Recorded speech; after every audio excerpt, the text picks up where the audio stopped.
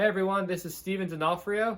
I'm coming to you from my home studio here in Philadelphia to answer some questions about my work with Gallery Urbane.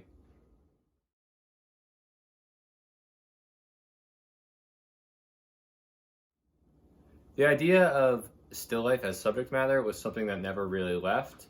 I just kind of threw it on the back burner while I explored some other things.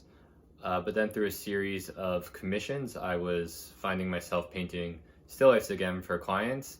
And in doing so, it kind of reignited my interest in still life painting.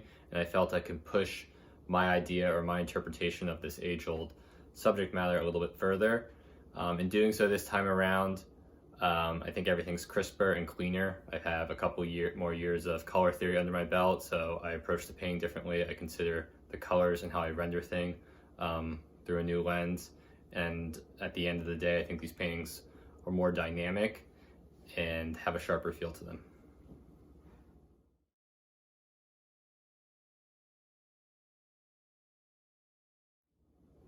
The pattern bowls in these new paintings I made come from a couple different spots. First, they kind of just come from me seeing them out in life, whether it's like a home goods store, an IKEA store. Their pattern bowls are mass produced and sold and kind of part of our everyday life.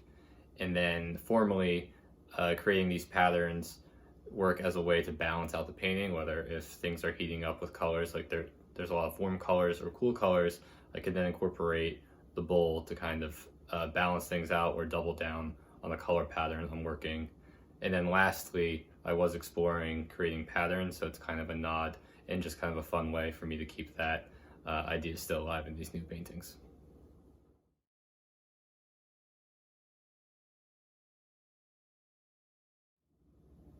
The classical bus motif was something that I was attracted to in a similar sense as the still life and painted fruit idea. It had to do with the longevity of that subject matter and how I kept seeing it exist throughout art history, and then kind of how it got commercialized into a knick-knack sense in modern times.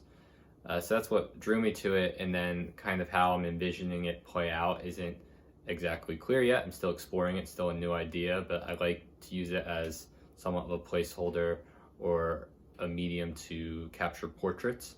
So although I've only painted a few now, I'm going to explore how painting these busts can also relate to painting personalized portraits.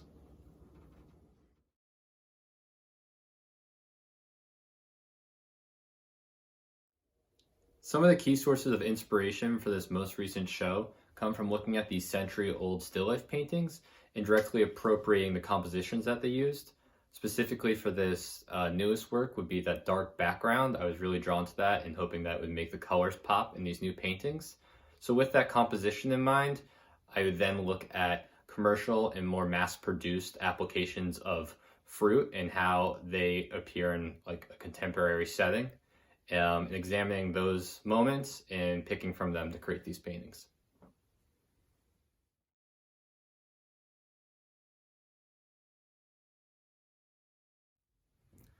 I think when considering the longevity of still life paintings or fruit bowl paintings, you have to consider two aspects of it: the maker's perspective and the viewer or the consumer's perspective. For makers, I think it's an easier answer because the still life motif serves as a vessel to learn and explore, playing around with textures and colors and kind of learning how to paint. It's one of the first things people are taught how to paint, and you see that throughout the centuries. However, I do think that's not the full reason why we see fruit bowls and still life paintings, spanning thousands of years in our museums today. I think that has to do with the viewer's relationship to the fruit bowl motif. I don't think that is as easy as an answer.